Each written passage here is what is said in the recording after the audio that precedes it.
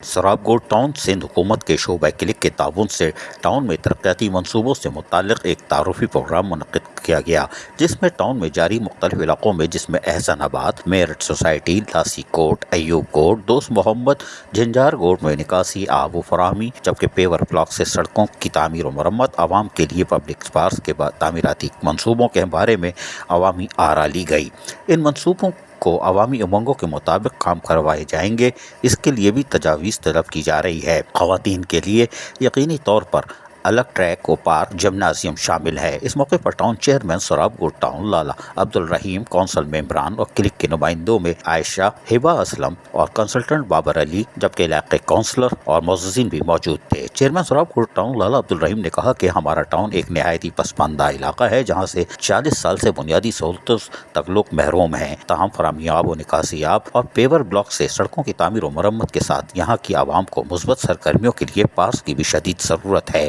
جبکہ جان محمد بروئی کوٹ میں girls degree college کے اطراف فراہمی آب و نکاسی آب اور سڑکوں کی تعمیر و مرمت پیور بلاکس کے ذریعے تعمیر کرنے پر خصوصی توجہ دے رہے ہیں، اور کلک کے ساتھ مل کر ٹاؤن میں بڑے پیمانے پر ترقیاتی منصوبے شروع کر رہے ہیں، اور آنے والے دنوں میں یقینی طور پر سراب گوڈ ٹاؤن کے لوگوں کو بلدیاتی سہولتیں ان کی دہلیز پر فراہم کرنے کا جو دعویٰ کیا تھا اس کو سچ ثابت کریں گے۔ اس سلسلے میں تمام متعلقہ اداروں کے ساتھ ہم رابطے میں بھی ہیں۔ عزیز عارف، KBS بلدیاتی نیوز کراچی۔ ایسی ہی خوبصورت ویڈیوز فیوچر میں حاصل کرنے کے لیے ریڈ بٹن پر کلک کر کے اور بیل آئیکن کو پریس کر کے ہم سب کے سبسکرائبر بننا مت بھولیے۔